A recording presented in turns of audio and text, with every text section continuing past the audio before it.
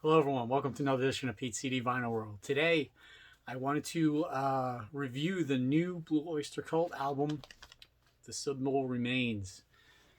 So this came out, I believe, sometime last month, and I recently picked it up, Princeton Record Exchange, a couple weeks ago, and had some time to listen to it. When they released this album, they put out, I think, 4 videos, which you could see on YouTube. They're all pretty good. This is their first album in about 20 years. I believe their last one came out in 2001. So basically, the core band is the original members Eric Bloom and Donald Buck Dharma, Roser. Um, Richie Castellano is on guitar and keyboards and also does some vocals as well. Danny Miranda on bass, and I can't remember the drummer's name. Jules Randino. So this is actually, they're not promoting it as a double album, but it really is. It's not a double 45. It's actually a double 33 RPM album. So I believe it's 65 minutes of music. So back in the 60s or 70s, that would have been a double album. So, and the cool thing is, it just comes on regular black vinyl. None of that swirl or limited edition colored vinyl everyone's going after. So 14 tracks on the album, 8 on the first disc, 6 on the second disc. Starts off with That Was Me, which was the first single or video released from it. Real heavy, almost modern sounding Blue Oyster Cult. Great guitar riff, sung by Eric Bloom. Second track, Box in My Head, was sung by Buck Dharma and has that classic voice that you all know. Tainted Blood, that one's sung by Richie Castellano, which he does a vocals, I believe 3 songs on the album. So if you don't know Richie Castellano, he actually has one of those cover bands that does a lot of YouTube videos. The name escapes me right now, but they're a really great cover band. He's a really talented guitar player, keyboard player, singer, and it's from Staten Island. He also does the theme music for Nick DiPaolo's YouTube show. If you've ever been a fan of Nick DiPaolo, look that up. He does the theme for that as well. Nightmare Epiphany, that's another great one sung by Buck Dharma. Edge of the World, I believe that's a Eric Bloom sung song. And The Machine, I believe, is another Richie Castellano sung song. Train True is kind of a weird, almost like country rockabilly song, but it's sung by Buck Dharma. Return of St. Cecilia, a great song sung by Richie Castellano.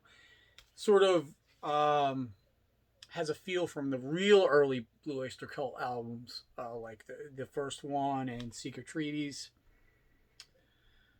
Stand and Fight, Florida Man are okay songs, nothing spectacular. Florida Man is sung by Buck Dharma. Then we have The Alchemist, what I think is kind of like the feature song on the album. That was another video they made, sung by Eric Bloom. Classic Blue Oyster Cult right there. Then we get to the final side of the second disc. Starts off with Secret Road, sung by Buck Dharma, which is really a nice, cool, almost mellow tune.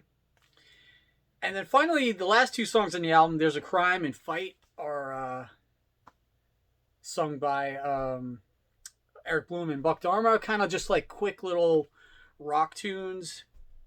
Kind of weird that they put them right at the end, almost like throwaway tracks, but they're still pretty good. So, overall, this album is like really, really good. I would say maybe there's 1 or 2 songs I probably would have left off out of the 14, but still, that's 12 strong tracks. The thing I like about Blue Oyster Cult too, like I said earlier, this is their first album in 19 years.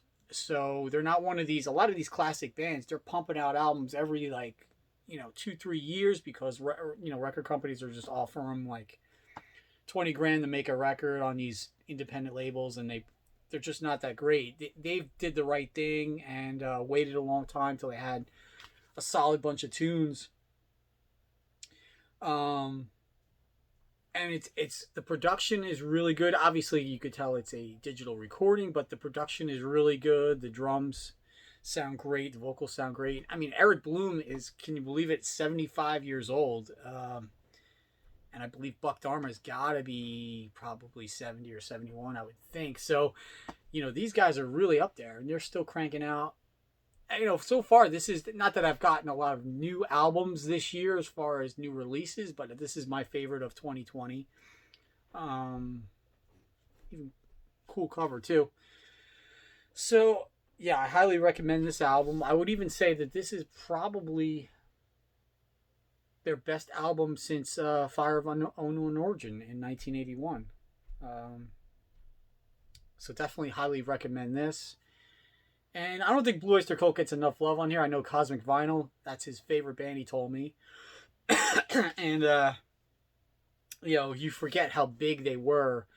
Not really big sales-wise or singles-wise, but they were always an arena band well into even the 80s after they stopped selling records. So yeah, definitely check this out. Also wanted to give a quick shout-out to Rachel, the Music Man. I was on her live chat yesterday, and we were just discussing Pink Floyd, and I just happened to mention that I actually don't own any Pink Floyd, which is weird. So she said, I'll mail you out some CDs. So that's very generous of her. I really appreciate that. It's funny because one of my good friends is who hosts poker for one of the guys that hosts poker every once in a while for me and my friends. He's a big Pink Floyd fan, so I've heard like their whole catalog. And I even growing up, I knew most of their stuff. I just never got around to getting their stuff. I'd still like to get some of theirs on vinyl, but definitely appreciate the CDs being sent to me. So I just wanted to give her a shout out. Go check out her live chats every day. They're pretty entertaining. So if you have this, let me know what you think. If not, definitely check it out. All right. Talk to you guys later.